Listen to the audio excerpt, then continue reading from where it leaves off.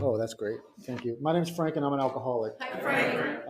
My sobriety date is February 21st, 2002. Not the first time I tried to get sober, but the last. My home group has practiced these principles. It's a 7 a.m. meeting that meets Monday through Saturday on Capitol Hill. I have a sponsor. He's in the room, so hopefully I'll stay honest. And because I don't want to do the extra work later. Uh, and uh, and I sponsor some folks. Thank you for the introduction. I love to see you in your element. Uh, the historian piece, it just amazes me how much she retains and how she can educate us with it. Um, I was born in Seattle, and I was born in Harborview Hospital. And I like to joke and say that I'm lucky to be alive because it's a trauma center. Uh, but, but that's where I was born. I want to share some certain facts about my family of origin. I am the youngest of 8 kids, a single mom. All of my brothers and sisters have blonde hair and blue eyes, red hair and green eyes. And then there was me in 1967. And I like to say that, I like to say, I don't like to say it, but it's a fact.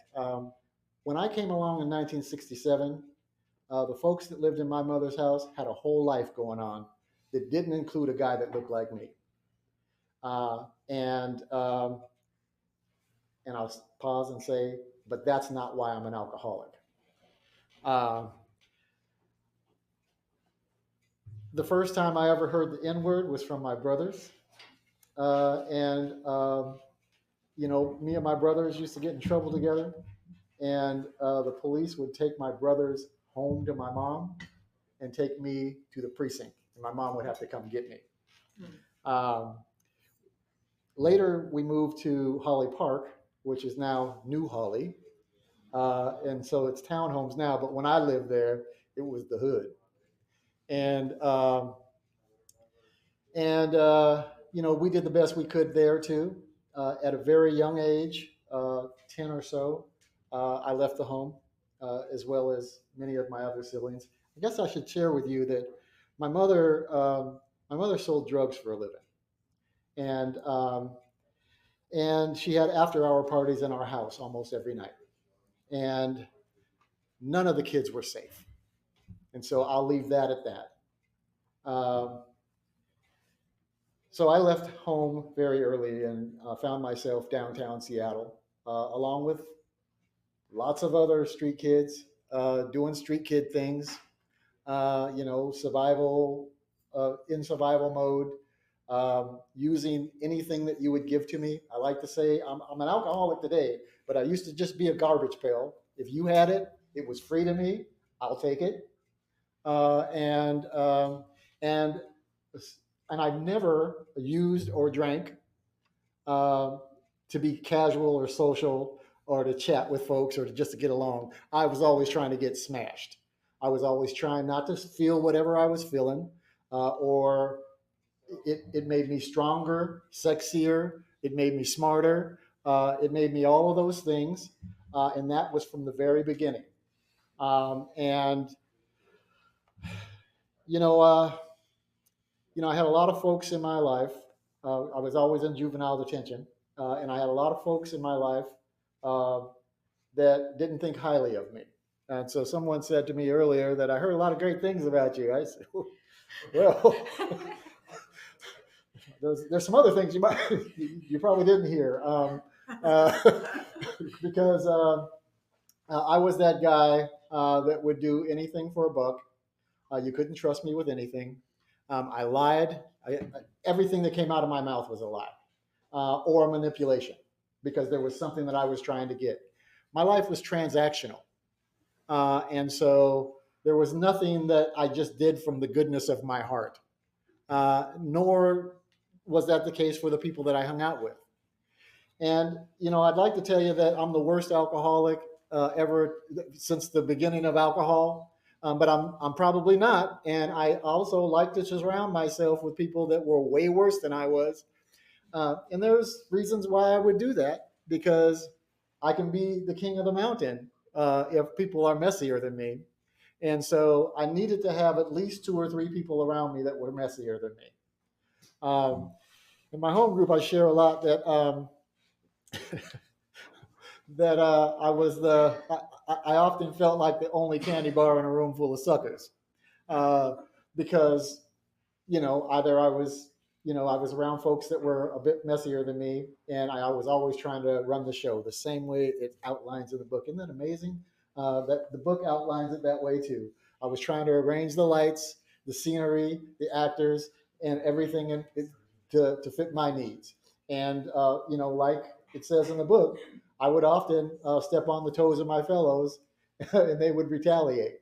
And When I was 15, my daughter was born. I was with a girl that was 20 when I was 15. Make what you want about that. It was wild. Um, and um, when I was 15, my daughter was born, but I was also incarcerated. And at that time, they were charging me as an adult for a robbery that I had done. And so I found myself on the eve of my daughter's birth, uh, leaving the juvenile detention and going downtown to the jailhouse as a 15-year-old kid. And and From there, I went to prison. And um, you know, there was no rehabilitation happening in prison. Uh, it's punishment for the most part. At least it was for me. And I suppose nowadays they have a few more programs available to folks. But when I was there, they didn't have much of that. And so when I got out of there, I was that same guy that went in, and the use didn't stop because I was behind bars. There was ways to get things, and I found my ways to get things, and did that thing throughout the whole time. And when I got back out, I picked up right where I left off. Um, I want to tell you folks that that wasn't the only time I got locked up. I got locked up again after that, and what I thought was happening was that Seattle and King County Police Sheriff's Office had a problem with me. So I probably needed to leave this city, because as long as I'm in this city, they're going to harass me. And so I packed up things and I went to Florida for a while. And this may surprise some of you, but when I was in Florida for a while, the Dade County Police had a problem with me. It was wild. It's almost like they got the memo. And everywhere I went, there they were. And I was on their list. And so I did what most folks do that are used to avoidance. I went to LA. Yeah. Yeah. And then when I got to LA, it was good for a while, but LA's a hell of a drug. What happened in LA was, yes, you guessed it, Los Angeles police had a problem with me. I don't know what that was about. But I was there, and they were there, and I'm ducking and hiding the same way I was doing here for many years. And then I got arrested in LA County, and I got put in front of a judge. And this judge looked at my record, and he said, Frank, he said my last name, but he said, Frank, I'm looking at your record, and I see this possession here and all these other things. And do you use drugs? And do you need help? And I said,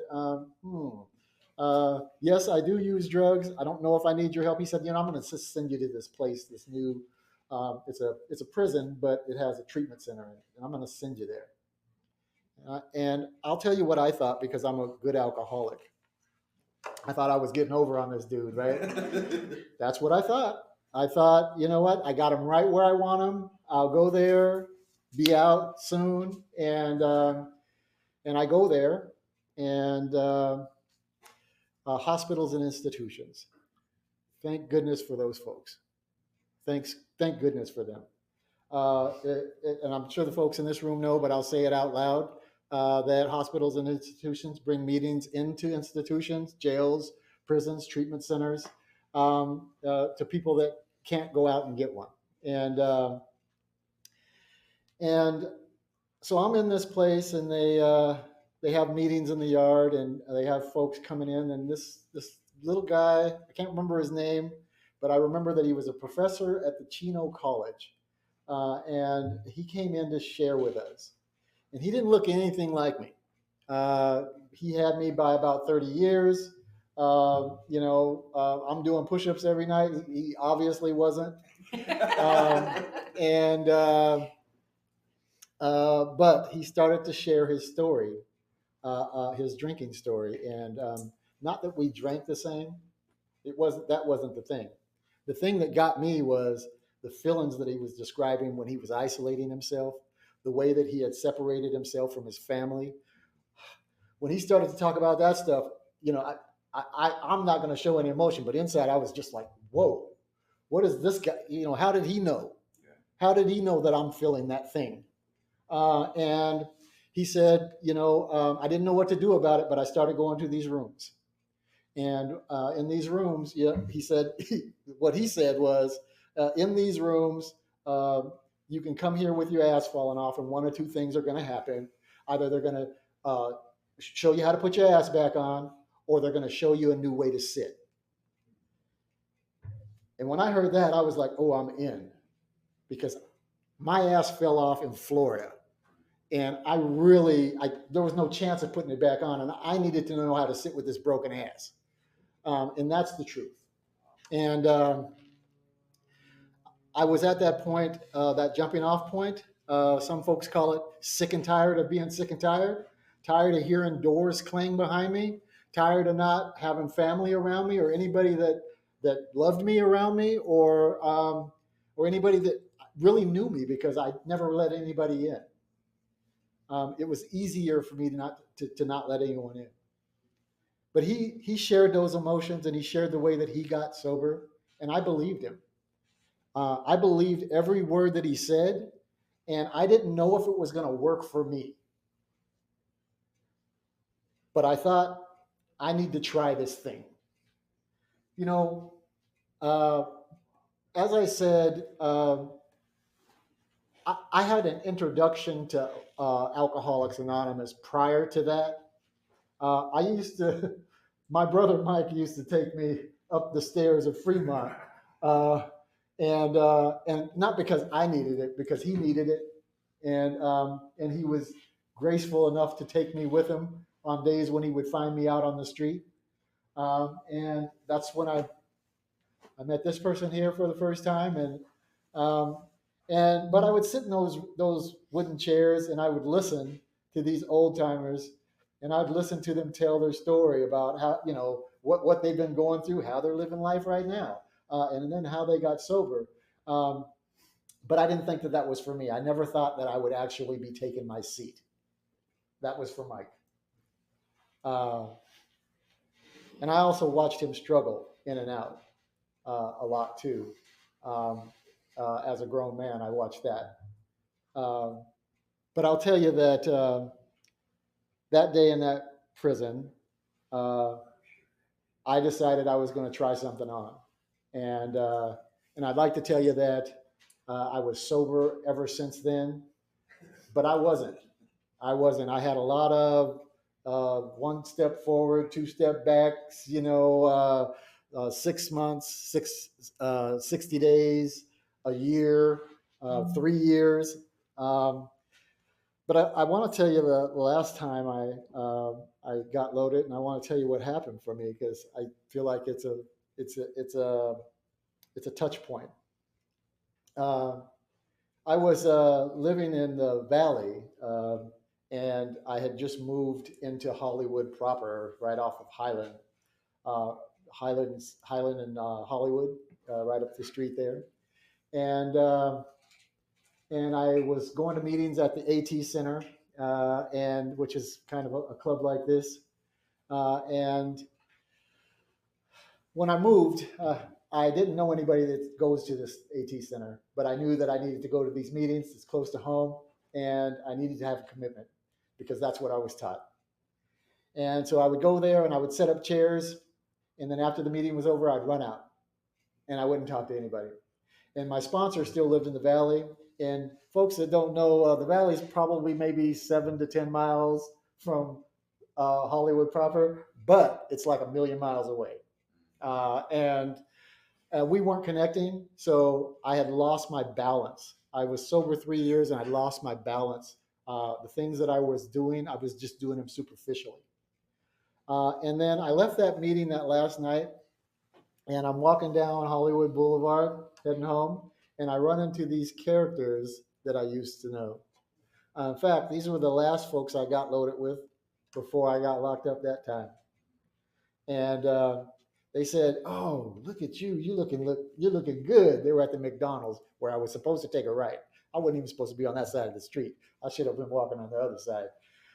but I walked on this side because I wanted to see this thing that they had put up at Ripley's. And and I see these cats, and they said, "You're looking good." And I said, "Yeah, you know why? Because I'm Mr. AA." Yeah. Somewhere in the book, this guy Jim, who's taking these shots of milk and whiskey, says, "I had a thought that I wasn't being none too smart." Yeah, I had a vague thought that I wasn't being none too smart that night. But what happened was they said, "Hey, you want to go hang out?" And immediately I said, "Oh, yeah, I don't have a problem with that. I got a few minutes." And we went around the corner to the motel that's around the corner, and I was with those guys about 20 minutes, and I was loaded. And there's another part in the book where it talks about defenseless against the first drink. Hey, I thought that didn't apply to me. And it definitely wouldn't apply to this situation. But I can tell you that when they offered me what they offered me, there was no question. What I said to them is that much might kill me because I've been sober for 3.5 years. That much might kill me. Maybe you should just give me a little less. But there was no question whether or not I was going to do it or not. And then I was loaded, and then some strange things happened. My daughter calls my cell phone, and I'm like, "Oh, snap, my daughter just called. Hi." And she knew that something was wrong, and she said, "Dad, are you okay?" And I said, "No, no, I don't think I am, but let me call you tomorrow." And then I called my sponsor. That was a miracle. I called my sponsor, and my sponsor said, "Do you need me to come get you?" And I said, "No, I'm getting up out of this chair right now, and I'm out of it." He said, "Okay, go home, take a shower, go to bed." I did that. I walked home. He said he'd call me in the morning, and I got home, and no, I took a shower, but I just laid there and I cried a bit because I just lost this 3.5 years that I was really kind of proud of, and that I didn't think I would ever have. Uh, in the morning, he did call and he said, I got some assignments for you. I want you to go pick up this cat who also just relapsed, and I want you to take him to the meeting." And I said, "Well, can I take him to this meeting out here where nobody knows me?" He said, "Nope. You'll take him to that meeting, and you're going to raise your hand, and he's going to raise his hand too." And I said, "Okay." And then he said, "I also want you to call your sponsees," because I was sponsoring 2 guys. "I want you to call your sponsees and let them know that you relapsed, and that maybe they should call me, or they should get another sponsor." And that was tough. But those guys, I was sponsoring 2 guys. I typically sponsor 2 guys at a time. Any more than that, I'm not doing anybody any good. But for the next 45 days, those guys called me every day, and they said the same thing that I've been saying to them every time they would call me with a problem. "What do you want to do about your problem? How can I help?" And they said that to me for 45 days, and they would come pick me up, and they would take me to meetings, and they would do all the things. And I learned in that little session there that it's really important to sponsor when you sponsor out of the book the way the book outlines sponsorship, because you never know when the people that you sponsor may one day sponsor you, and there is an outline for it, for what we do together, um, and so that got me on this recovery path here, and so it's been 22 years. This next month it will be 23 that I have, and it's a freaking miracle that a little hood rat from downtown Seattle, um, can have a few years sober. Been married to the same guy for like 20 years.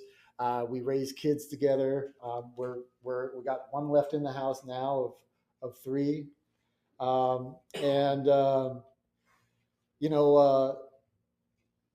I want to share with you that the things me and my sponsor were just talking about this the other day about the bondage of self, and the things that held me back are the things that happened in between my 2 ears. Um, it's every time somebody told me, you're not worthy, you're worthless, you're whatever the thing is that they were saying, all the things that I did because I couldn't separate my actions from the disease of alcoholism. I just thought they were all the same thing. They were all just me being a bad person. And uh, so this bondage of self, the things that get in my way, some of them are of my own creation, and some of them I just refuse to let go of. That is the work in progress, right? And today, what I do is, I attend at least 2 meetings a week. I meet with my sponsor once a week. We are still in the book. Uh, I hope you don't mind I share this, but my sponsor has 9 years, and I have about to have 23 years. And to me, it's about the quality. It's about what I see this guy doing every freaking day, right? And it's about how he reaches his hand out to the newcomer, and it's about how he how he shares the message of recovery with folks. That's the attractive piece to me. That's the thing that I want to keep in my life, for me, it doesn't matter if there's an age gap in recovery. What matters is what you're doing, and so I appreciate you 100%. And I will share with you that no longer do people call me Frankie. Now it's Frank. I've had some accomplishments in my life, but I can tell you, no matter what the accomplishments are in my life, the constant thing and the constant theme in my life is recovery. It's Alcoholics Anonymous. Those two guys, where'd they go?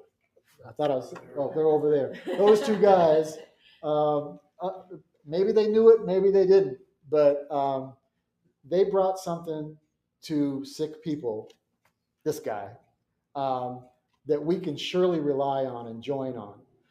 The piece that you read about, we are types that normally wouldn't mix, that's the fact.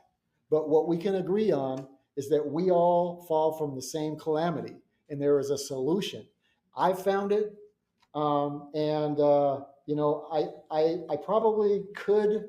I'm going to say this out loud, because this is how sick I am. So take note. This is the sickness. I probably could have a glass of wine, but I'm not going to try it because listen. I probably don't have another recovery left in me, and I do not want to trade what I have. There's a little piece about being useful. I feel like I've been useful since I've come into this program, and in one way or another, I'm just going to keep coming back. I get what I need here. And if if you didn't hear something that you can use, that's great. If you did, right on. I'm happy to talk to you more about it. Um, and let me just share this too, as far as what kind of solutions we get here. We lost a lot of folks over the last 10 years. Uh, my mom, my sister, two sisters, um, both my brothers, my niece, um, my daughter died in a car crash. A few of those in the last 3 years. Um, this program, the we of this program, I don't always like you folks. I don't.